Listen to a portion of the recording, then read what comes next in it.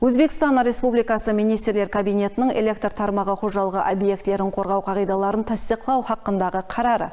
Бұл құқи норматив хүжет негізінде бұқаралардың қауіпсіздігін тәмелеу, һәм олардың мал мүлкілерін әрқандай айрықша халатлар болғанда қорғау мақсатында республикамыз бойлап құрылған электр ұзату линияларының қорғау зоналары белгілеп берілген. Өзбекстан Милли электр тармақлары акционерлік жәмиеті Қарақалпақстан магистрал электр тармақлары филиалы тарапынан міне осы қарардың тұрмыста әмелге асырылуы қалай шөлкемлестірілген. Осы мазмұнда таярланған сюжетке нөбетті береміз.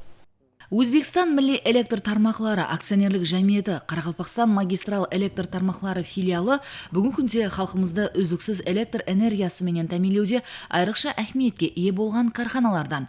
Атап өту керек, жәмиетке қарасылы жәмі 110 подстанция һәм 2477,912 километр электр ұзату тармақлары бар.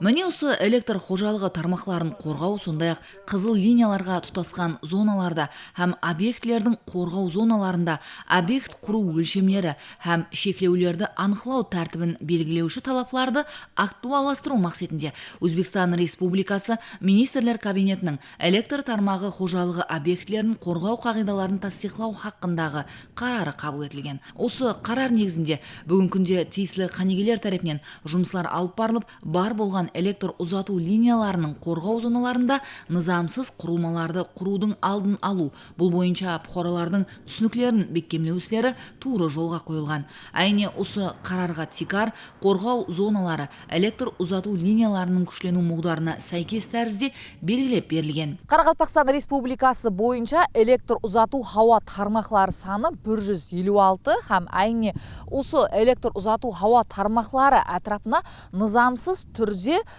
түрлі құрылмаларды құруға болмайды һәм егер осындай жағдай болатұғын болса, әлбетте құқи тәртіпте шара көріледі. Айтып өтуіміз керек, бұл ең дәслеп инсанлардың қауіпсіздігін тәмелеуге қаратылған құқи хүжет тикарында әмелге асырылған.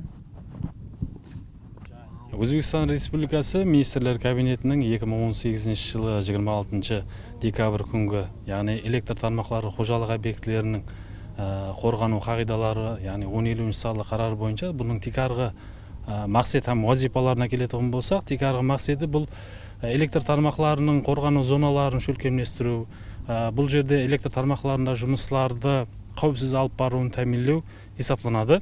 4 жөнеліс қамтып алынған. Бұлардың біріншісі қорғану зоналары есептелінеді. Яғни қорғану зоналары болғанда әрбір кернеу класы бойынша қорғану зоналары белгіленген. Мысалы ретінде айтатын болсақ, 1 киловольтқа шекемі болған хауа тармақларында 2 метр қылып, 6-10 киловольт тармақларда 10 метр, 35 киловольт тармақларда 15 метр, 110 киловольт тармақларда 20 метр, 220 киловольт тармақларда 25 метр қылып қорғану зоналары белгіленген. Мысалы, форс-мажор жағдайлар, яки авариялық жағдайлар жүз бергенде, сым үзілу, яки болмасам, таяншылардың құлау нәтижесінде сол жақын жерде жайласқан тұрар жай имараты болады ма, яки басқа инфраструктура объектілері болады ма, соларға қауіп тудыруы мүмкін. Міне сол себептен қорғану зонасы келтірілген есептелінеді.